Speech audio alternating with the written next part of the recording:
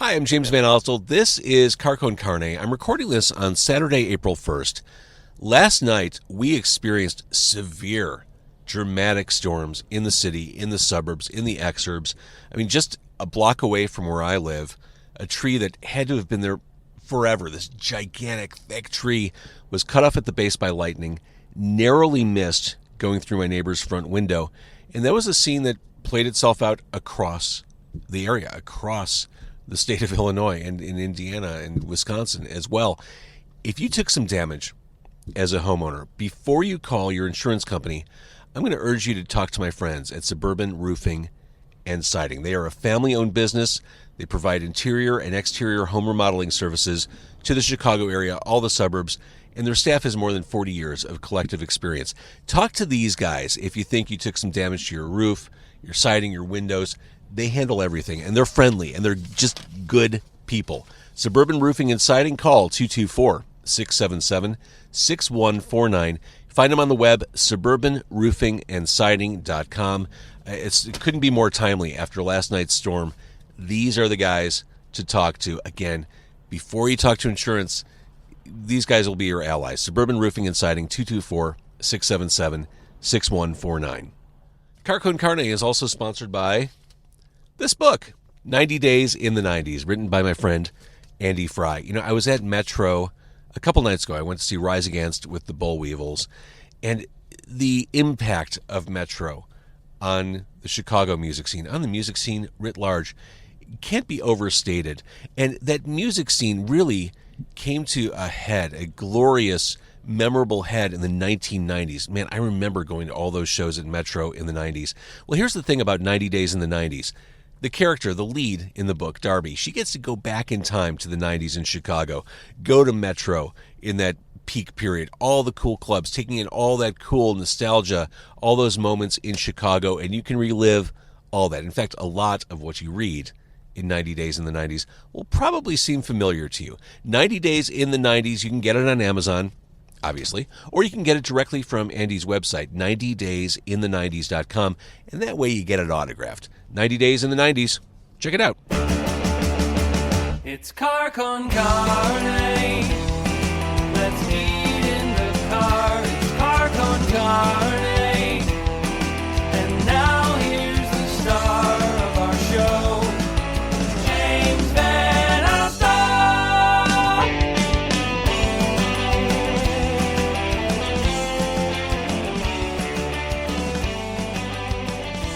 Man, I forgot to ask you to order me a Pepsi. I got you water just as default. Default. Okay, good. It keeps you hydrated. Yeah, it does.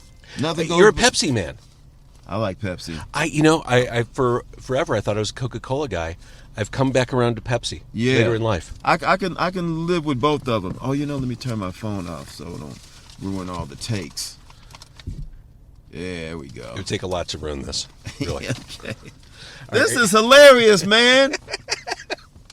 We're having fun. It's a Saturday afternoon. Yes. We're eating hot dogs. We're talking comedy. Yeah, talking comedy, sitting on the street, eating a hot dog. And, the thing about doing this, I've done this now for close to 10 years. What? No one ever pays attention. Like, I've got a bright light in here. We've got microphones. It's not a typical setup. No one even bats an eye in Chicago. No, when they walk cares. by. They don't care. No, it doesn't even register with them. No. At this point, people, if they saw it, they would look at it as an opportunity to, oh, you're in there doing a podcast? Can I jump in the car and expand my brand? That's right. Yeah. I have an Instagram account. You should check out my latest reel. Right. My reel. I'm at a point now with Instagram. Mm-hmm. I don't know what I did, but algorithmically, all I'm seeing are panda bears and golden retrievers. By the way. Algorithmically? That's not easy to say. Yeah. But all I'm seeing now are like pets and panda bears, which I'm fine with. On the gram? Or just online? On the gram. Like, whenever I open it up, like, all the content that's fed to me is, dogs doing adorable things, which in the present day, I'm okay with. Okay, so that's your tendencies that they picked up. Those are your ones and zeros.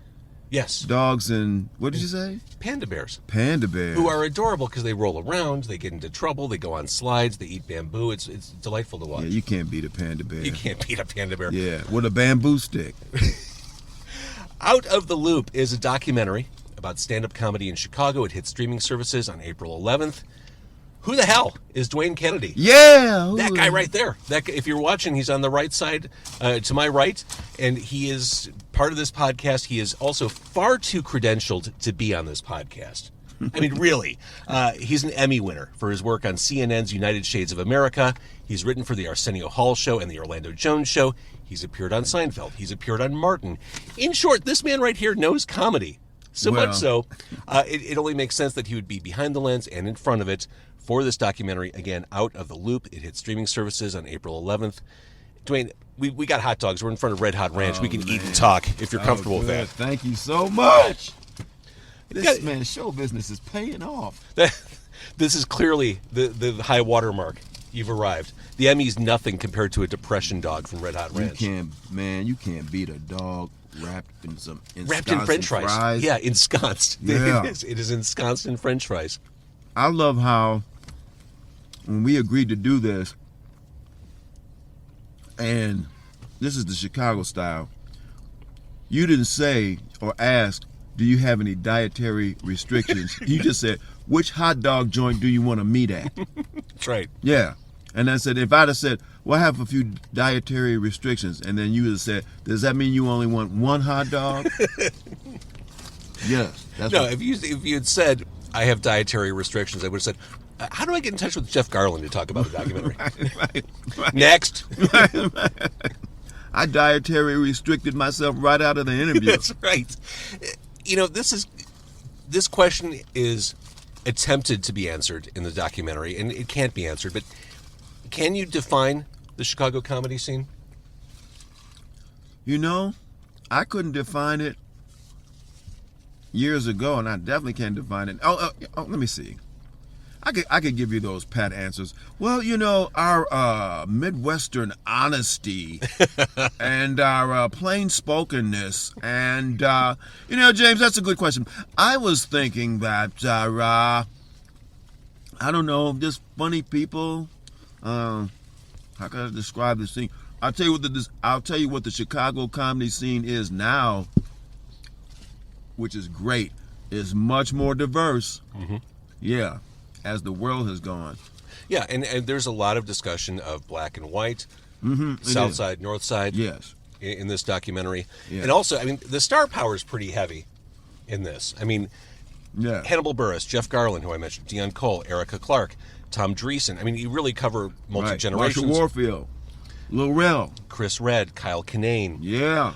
Judy Tenuta, which was kind of Rest bitter. in peace, yes. It was kind of bittersweet to see her in this. Yes. Yes, it's bittersweet, certainly, but also, man, it's like so glad that we captured that. Mm-hmm. Oh, absolutely. Yeah. To jump around a little bit, she tells a story that to me is the most Chicago story imaginable in this documentary about doing a set at Zanies. Here's a gunshot during her set. It's just the owner shooting a rat backstage. You know, rat trying to get on, didn't sign up. I don't know. All rats think they got a hilarious tight five. That is the most Chicago thing in the world. Yeah, yeah. And one of the many things I love about the doc is just the stories. Mm-hmm. If it's one thing I think we all agree on, we love behind-the-scenes stuff. Absolutely. The kind of peek behind the curtain. Absolutely. That said, I've got to imagine there is a ton of footage that didn't make the movie and tons of great stories waiting to be shared in some way, shape, or form. That is true. Thank goodness the folks opened up like they did. There are certainly things that they, like you said, there's a million stories, and because Chicago is so rich and has so many comedians, there was a lot of people we attempted to reach out to. Well, we reached out to and could do it or couldn't do it for whatever reason. But there's enough people in this doc, and then there's the people we left out. We could do another one, Well, and the documentary opens with Bob Odenkirk, a voicemail message where he explains why he doesn't want to do the documentary. Right. We get off to a rousing start. But that is so funny, man. That is so funny. And in ways, that's better than if he had accepted to do it. I'm assuming he gave you approval to use the voice message? Yeah. Okay. Yeah. And I want to say this, is that this whole thing project started at the initiation of a cat named Michael Alexander. He initiated this. He reached out to me to assist him as a producer, and and I did what I could. I brought in people, and I brought in Scott Perlman, who because Michael had amassed all this footage, but then we brought in Scott, and then last year we did a few more scenes and added it, and then Scott Perlman shaped it with through his editing skills and directorial skills, and shaped it into a narrative. So it was great. It was everybody's effort, and everybody's to be commended. But there's a lot of people. You don't realize how many people are from Chicago or the area until you start to do something like this. I go, man, there's a lot of people. Well, and I would imagine doing something like this, for everyone you talk to, they probably finish the interview with, oh, have you talked to so-and-so yet? You should get, and then you just go down that rabbit hole, and you keep adding to the list and realize, at some point we need to stop and just put this out into the universe. Right. Because we could do this forever. Exactly, yeah. Or, hey, if you're going to talk to so-and-so, tell them they still owe me $65. And then you pass messages along. Oh my God! There were stories in the documentary about the lack of riches one achieves as a comic on the road. Oh man! Like, you really have to love the game. You have to, because it's like, man, did I go into show business to lose money? Because that's what seems to be happening. Or there was a story, like when I was talking to my friend Lance Crowther, who's in the doc, who's Pootie Tang, He's a lot of things, not just Pootie Tang. But how he and I first met is that we used to do this club in Rosemont called the Comedy Cottage. And I don't know why Jay Burke, the cat that ran it, wouldn't just pay you after your set. You'd have to come to the club the following Tuesday to pick up your 38 cents from the previous show. Oh, boy. So anyway. Yeah, that's a weird power move. It is, man. It really is. The unscrupulous owners that I'm sure all comics have had to deal with. Yeah, I never really knew what the deal was. Yeah, was it a power move? Was it some sort of a fiscal connivance was going on? I don't know what was happening. A fiscal connivance. Yeah. I saw them once at the Riviera. Woo! Oh, no, they were great. Yeah. Well, not to one-up you, I saw them at Empty Bottle before they really broke. Yeah, right. Right, I think they were opening for Toad the Wet Sprocket. One thing you say, in particular in this documentary, Chicago is a great place to get good. Chicago is not the place you're going to get famous. Is that still true? Not as true as it was, but it's still relatively true. Chicago now currently, I don't know how many shows are in production here, like TV show, like all the Chicago shows, right? The Hope, the Med, whatever. Maybe 4 or 5 national shows, maybe. Doesn't the internet kind of equalize all that? And that's the other thing. Now with the internet, it's less so. But I would stand by this though. Chicago's still a great place to get good. Well, it's always been considered a woodshedder's town, like where you go to really kind of perfect, hone, and workshop your craft. Right. Before you took it to New York or L.A. or Toronto or Fort Wayne. I mentioned race.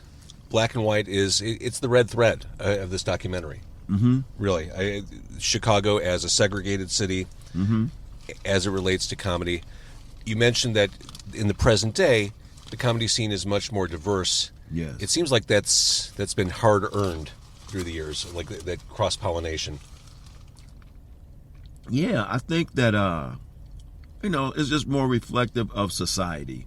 In some ways, people are more isolated and what they say more tribalized, more tribal. But certainly, just there are more groups that have become larger numbers of non-white groups that are intersecting with one another and just socializing amongst. And so it's inevitable that the comedy scene is going to reflect that to some degree. Now, they still have places that are depending on where you go, it can be wow. Yeah, we're watching some spectacularly bad driving. Yeah. Eating hot dogs and witnessing a head-on collision. That's right. Yeah. Yeah, those big SUVs, you don't need them in Chicago. No. Let's be honest, you just need a small little four-door to get around. Because if you're parallel parking, you don't want to mess around with like a Tahoe. No. Or even a regular hoe. Exactly. No hoe is appropriate. You know, that's right. No hoe. That's what I meant to say. That'll be canceled. T.J. Miller tells a great story about playing the Cotton Club. Mm-hmm. Like going on South Michigan and just playing to a largely black crowd. Yes. I love hearing those stories. And, you know, we as fans, we see people like T.J. Miller. We're like, oh, he's a superstar. Here, it's that kind of those coming up stories that I find so fascinating. Like everyone had to start somewhere. Absolutely. And find their voice and find their way through Yes. this very challenging industry. Yes. And one of my favorite stories, I'm not going to spoil it. There's a story about a David Letterman casting agent, north side of the city. I forgot who told it. Long story short, it wasn't actually a David Letterman casting agent. Oh, man. Yeah. Not going to spoil it. That was a showstopper for me. Oh, my goodness. You ain't kidding. That right there, that's worth the price of admission alone. It sure is. Out of the Loop is the documentary, which hits all streaming services on the 11th. But it's just those stories, like the things that you all experienced, you know, boots on the ground as comics, finding your way. Oh, my God. Mm-hmm. And I guess, I mean, show business, artists, but then comedians, I think, specifically, man, are not always known for their mental stability. Well, that's the cliche, isn't it? Like they've all experienced some emotional damage, and that's what's led them to the stage. That's the stereotype. That's the stereotype, but some of that is true. You know, not to say those screwballs and psychopaths don't venture off into other pursuits as well, but certainly find some nutty comedians, and I'm not even leaving myself out. You seem very level-headed. Well, you know, I knew I was going to get a free hot dog. Yeah, right. I didn't want to blow that. Fair. Yeah. You got to play the game. Yeah, I'll kill you, James! And can you get extra relish on my hot dog, That's please? right. No sport peppers. Yeah. So, but, I mean, I love it. You can meet some of the smartest people, you know, doing stand-up, doing comedy. I interviewed Erica Clark a couple years ago. Oh, man. Tremendously funny woman. Yeah, super funny. And she had, I mean, one of her more well-known routines is talking about her famous dad, Mr. T, and how people always say, is Mr. T really your dad? And her response is, why would I make that up? You think I would have chose that? No, man. She's super funny, man. You got so many people in the doc there that known funny people, and some people you don't know as well. That's just it. Yeah. And that's what we wanted to do, just introduce folks to some of the people in the Chicago scene, some of the, like you said, the legends, the people that kind of helped make it what it was. And Well, like Tom Dreesen kind of like, yeah. Hey, what a groundbreaking guy. Yeah. Back in, what, the 60s with Tim Reed? Right, Tim and Tom in the 60s and early 70s, yeah. You know? I appreciated, like, grounding everything in the present with what came before it. I like that kind of through line, the historical evolution of things. And just, you mentioned Comedy Cottage, hearing stories of clubs that have long since vanished off the map. Off the face of the earth. Driving up here, I took Ashland all the way from the south side, drove all the way up, and I passed Webster Street. And on Webster, a little bit further east, first of all, I'm surprised that the Green Dolphin Street Jazz Club is still there. I thought that was gone. I thought it was too. Yeah, unless there's just a building. And maybe it's just the facade yet. It's just. But they must keep it up because the sign looks pristine. I don't know what's going on. Anyway, further down the street used to be a place called the Chicago Comedy Showcase that was run by Jim Shea. Jim was a comedy aficionado, and the Comedy Showcase came in many incarnations. I started performing there when he was on Webster, and it was a converted church, and people used to sit in church pews and watch the show. And I used to work with, that's where I first started working with Judy Tenuta, and I worked with cat named Jim Higgins, super funny. Anthony Griffith, so many people. Carla Felicia, yeah. You mentioned driving here straight down Ashland. Mm-hmm. I have a feeling you pulled my signature move. I will avoid the expressway at any cost, even if it means adding 30 minutes to my travel time, just side streeting my way there. Me It's a too. stubborn thing. That's my move. Mine too. I like taking the scenic route. I just like seeing stuff, you know. I never really take the same way twice. I kind of weave my way around. Okay. And my family jokes that I'm avoiding the FBI or trying to slip pursuers as I'm driving. But I'm kind of the same way. Yeah, I kind of like meandering my way to wherever I'm going. yeah, And let's face it, the Kennedy sucks. and that. And that. But yeah, I just drove straight north up Ashland, came and I had an idea when you said. I had a rough idea about where this place might be, and I had the address, so that helped. We're going to need to hose off after this. I don't know if your hands are getting as greasy as mine are. Like, there's a sheen Oh, to the paper. It's become translucent. really? No, all the grease on my food is going directly to my heart. Oh, perfect. Yeah. Welcome to the There's a- Midwest. There's a sheen on my heart. We talked about Judy Tenuta. There are plenty of deceased comics who are mentioned. One of my favorite lines from the movie is a quote from Bernie Mac coming off a set from, what was it, Anthony Griffith? Church is over, motherfuckers.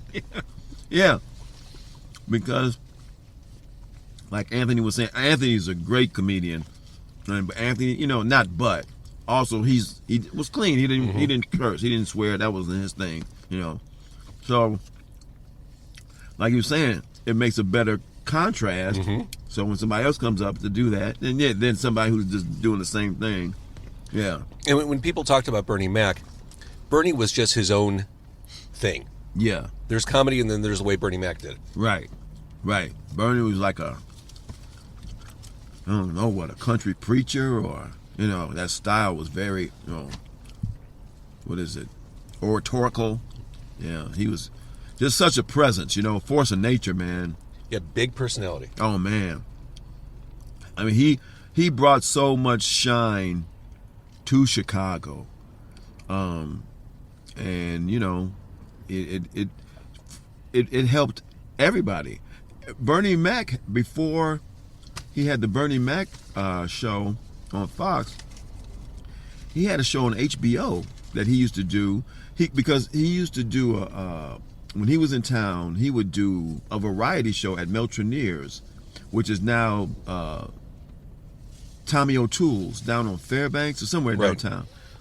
And they still do comedy there, don't they? They still do. Yeah, yes. yeah. Comedians you should know. Right. So the tradition goes on.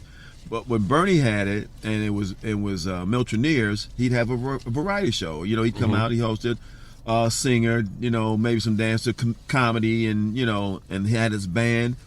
And HBO took a version of that and made it a show. I think he had like 4-episode run. So Bernie's always brought it back to Chicago. You talked about, or we started to talk about comedy clubs that are no longer with us. As someone on the outside, I guess I wasn't paying as much attention. There's discussion about kind of the implosion of the comedy club scene in Chicago. Comedy clubs proliferated in the 90s, and then they all just kind of fell away. And it seemed like it was traced back to this practice of papering the room. Explain what that is. Papering the room is you just tell people, basically you admit them for free. Come in for free. The idea being that they'll make it up in drinks. And make it up in drinks, right. But, that usually seems to be a plan for inevitable disaster. I don't know. Maybe there are people who operate that technique and it works out for them. I don't know. I don't know enough about business to know that, but I know that oftentimes people paper a place of paper a room and they'll paper themselves right out of business. Yeah. And that was the funny firm that started that. Yeah. That's what I have heard. I don't want to. Don't quote me on that. But there's somebody you can quote on that. But yeah. But yeah. And again, the documentary is available on April 11th if you're looking for people to quote. Yeah, right. Right. And then the thing is, it's sort of like a virus, because if there are clubs nearby, then sometimes they feel like they got a paper room to get people in because all the people are going to this club. Right. It's working for them. Are we missing something by not doing that? Right. So, as you were talking about Bernie Mac, I thought, well, this is a discussion, talking about this influential guy who did a lot of great things for comedy and for the city. But I was wondering about the other side of things. I have to assume there's a competitiveness to being a comedian on the scene. There has to be some infighting or backstabbing, or as supportive as it can be. I've got to assume the opposite is true. That certainly exists. I couldn't give you a percentage, but certainly, as human nature goes, so goes everything in human nature. Wherever you're at, whatever you're doing. But I would like to think, maybe I'm completely wrong, but for the most part, there's a degree and level of integrity that most comedians who are trying to make this a career and have a regard for it are trying to abide by, And then sometimes some things happen, see people have similar ideas for a bit, or, sometimes even maybe similar wording, depending on what the bit is. But,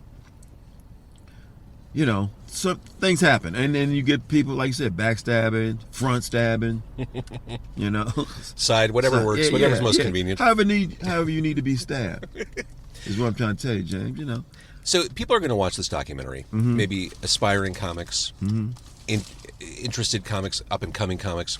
People may listen to or watch this podcast who are interested in comedy. You are the elder statesman at this point, Dwayne. What advice, is there like a static piece of advice you give to comics? Quit? No. Stop. No, I would say, let me see. Is there something to be said for that idea that a successful person is one who just doesn't give up? That's absolutely a component. Absolutely. I would say this now. I guess I would have a question for these. I would ask them, do you love it? First of all.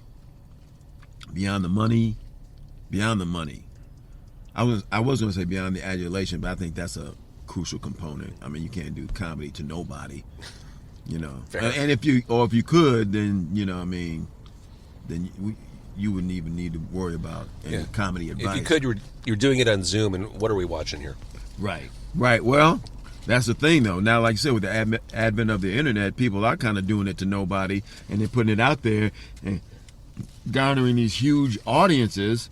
But then the irony of that is, or the paradox, or whatever you want to say, is that then they are able to draw these huge numbers, and they can go into a club or a venue and get booked based on their social media presence, but then they don't have the chops to do a live show. I've heard instances where somebody was a tremendous internet sensation draw and go to a live place and didn't have the time, and they'd have to bring in a comedian, somebody who knew how to work a room, to actually close the show that this person brought the people to. I could see that. Yeah. But no, I would just say, but do it for the love. How, through whatever means, whatever venues, however, whatever forms and formats, if it's on the internet, whatever.